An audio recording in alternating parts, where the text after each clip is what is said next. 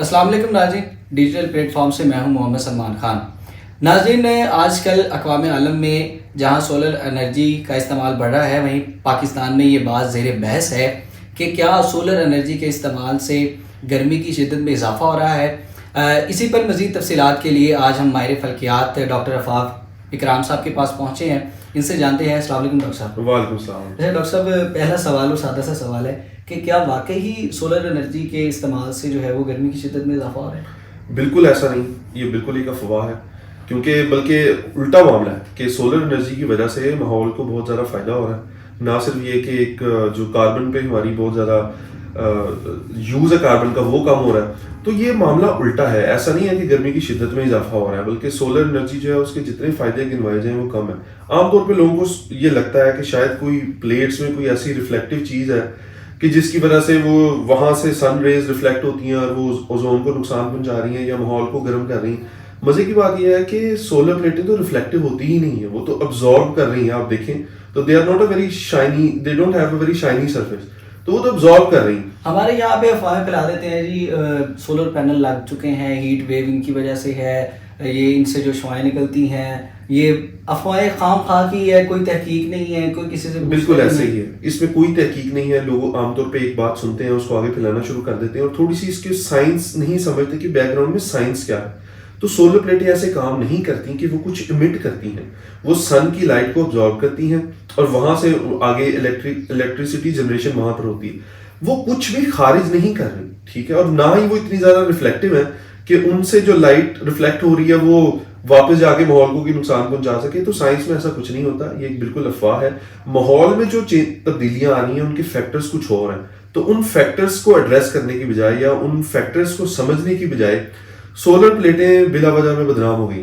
اچھا، اس میں ایک اور سوال بھی ہے کہ جی اس کی تیاری میں جو کیمیکل استعمال ہوتے ہیں، وہ کیمیکل جو ہے وہ اوزون لیئر کو جو ہے وہ جب ان سے شعاعیں نکلتی ہیں یا کچھ ہوتا ہے تو وہ اوزون لیئر کو ڈیمیج کر رہی ہیں۔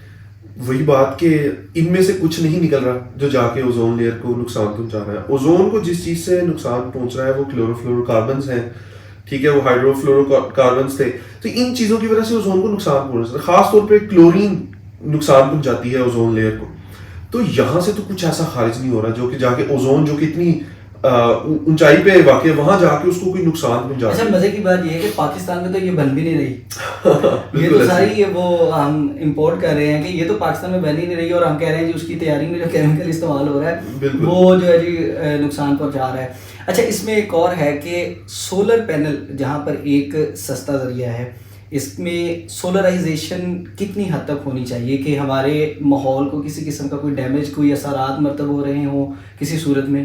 جتنی زیادہ ہو اتنی کم ہے، یعنی جتنی زیادہ سولرائزیشن ہو ہمیں اتنا زیادہ فائدہ، کیونکہ ابھی اس ٹائم پہ جو کلائمیٹ چینج پوری دنیا میں آ رہا ہے اس کے پیچھے جو سب سے کنٹریبیوٹنگ فیکٹرز ہیں وہ ہیں جو ہم فوسل فیول کو برن کرتے ہیں، جو ہم کاربن ڈائی آکسائڈ پیدا کر رہے ہیں، میتھین پیدا کر رہے ہیں، انڈسٹری جتنا زیادہ فیول یوز کر رہی ہے وہ جو برن ہو رہا ہے اس کی وجہ سے سارے اثرات ہو رہے ہیں۔ تو سولر تو اس کو کاؤنٹر کر رہی ہے، اس کے بالکل اپوزٹ ایک آپ کو ایسا ایفیشینٹ الیکٹریسٹی کا سورس پرووائڈ کر رہی ہے کہ جس میں کوئی بھی ایسی ایمیشنز نہیں ہے، کچھ ایسی ریڈیشن نہیں نکل رہی جو اوزون کو، جیسے آپ نے کہا، کہ نقصان پہنچا رہی ہے، کوئی ایسی بائی پروڈکٹ اس میں سے نکل نہیں رہی جو ماحول کو نقصان پہنچائے۔ اس کے مقابلے میں فوسل فیول پوری دنیا میں ایک بہت بڑا کہرام برپا کر رہے ہیں، جو کہ ہمارے سامنے آ رہا ہے کہ کس طرح کلائمیٹ چینج جو ہے وہ چینج ہو رہا ہے۔ دنیا آلریڈی 1.2 ڈگریز تک گرم ہو چکی ہے پری انڈسٹریل لیول سے، تو سائنسدان کہہ رہے ہیں کہ ہم نے 1.5 تک اس کو روکنا ہے۔ اگر 1.5 تک ہم نے اس کو نہ روکا تو دنیا ایک ایسے سفر پہ آگے نکل جائے گی جہاں سے واپسی بھی ممکن نہیں ہے۔